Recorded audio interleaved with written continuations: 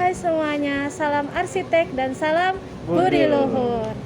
Nah, perkenalkan nama saya Harika Rizky Putri. Saya Joza Takia Zain. Alfi Rinaldi. Bagas Relviansyah. Nah, di sini Hari ini kita ingin melaporkan belanja arsitektur di kawasan Debris BSD dan perkantoran Sinarmas dengan mengaitkan konsep environmentally sensitive design dari mata kuliah arsitektur cerdas berbudi. Sebelumnya, apa sih arsitektur cerdas berbudi luhur itu? Jadi, arsitektur cerdas berbudi luhur adalah konsep pendekatan desain dengan memadu padan mix and match teknologi dan konstruksi modern dengan filosofi lingkungan tradisional dan sumber daya alam sehingga tidak meninggalkan warisan lama, bisa digunakan saat ini dan masa yang akan datang. Dari dasar teori yang telah dijelaskan sebelumnya, kawasan Debris BSD City dapat dikatakan masuk ke dalam konsep ISD dikarenakan kawasan ini berisi bangunan-bangunan yang memiliki desain yang sesuai dengan alam. Tidak hanya di sekeliling kawasan, di dalam kawasan Debris pun memiliki area terbuka yang cukup luas, bahkan bisa lebih dari 60% dari total luas kawasan Debris itu sendiri, dan penghijauan menjadi satu elemen penting yang tidak akan terlewatkan setiap kita memasuki area terbuka tersebut.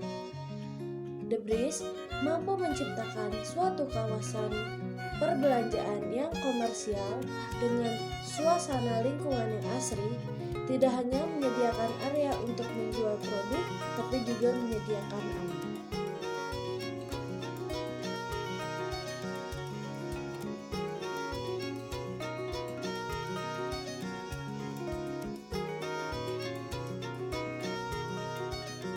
Pengertian dari Environmentally Sensitive Design atau ESD itu sendiri merupakan pendekatan pembangunan landscape dengan meminimalisir efek berbahaya bagi kesehatan manusia dan lingkungan. Hal ini dapat membantu komunitas masyarakat dalam mencapai keseimbangan antara pertumbuhan dan kebutuhan komunitas, hasrat dan kualitas hidup.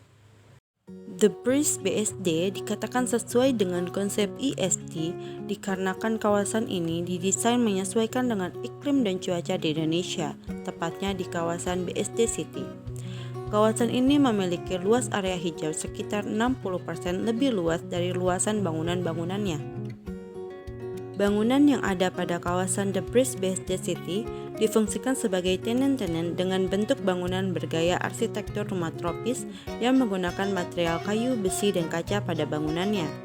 Pada kawasan ini juga terdapat kumulo, di mana pada area ini bangunan-bangunan tenan didesain dengan gaya arsitektur modern minimalis dengan konsep taman yang minim pohon seperti di gurun.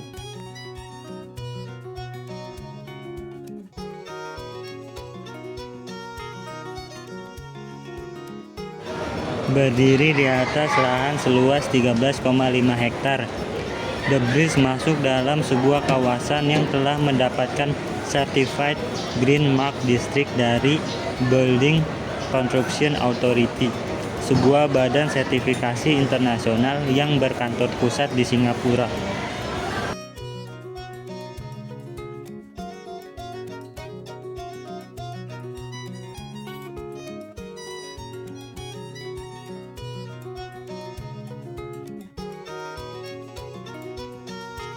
Tak jauh dari kawasan Debris BSD City terdapat bangunan gedung Sinarmas Land yang menerapkan konsep green building arsitektur, sehingga bangunan ini dapat dikatakan hemat energi, hemat penggunaan air, dan karbon emisi. Pada bangunan ini terdapat ruang terbuka hijau yang didukung green roof untuk mendinginkan suhu di bawahnya, sehingga suhu pada ruangan yang berada di bawahnya tetap terasa dingin atau sejuk. Bangunan ini juga sesuai dengan konsep ESD yang dapat dilihat dari konsep bangunannya dan tujuan dari pembangunan yang dimana bertujuan untuk memerangi global warming. Selain itu, mall tanpa dinding tersebut dibangun dan mengacu pada pentingnya pelestarian lingkungan yang selama ini telah menjadi komitmen Sinarmas Land.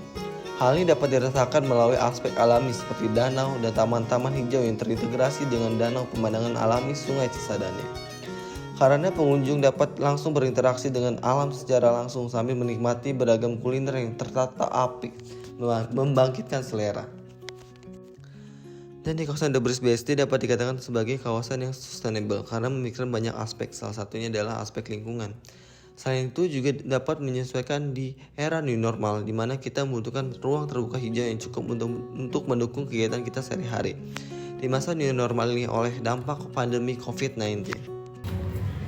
Kesimpulan dari jelajah arsitektur pada kawasan The Breeze dan Gedung Sinarmas Land Plaza adalah keduanya didesain sesuai dengan pengertian dari ESD yang memperdulikan kesehatan manusia dan lingkungan, sehingga penerapan ESD pada bangunan maupun kawasan ini dapat dilakukan dengan sangat baik dan tentunya dapat membantu komunitas masyarakat dalam mencapai keseimbangan antara pertumbuhan dan kebutuhan komunitas, hasrat dan kualitas hidup masyarakat di tengah kota yang sedang berkembang.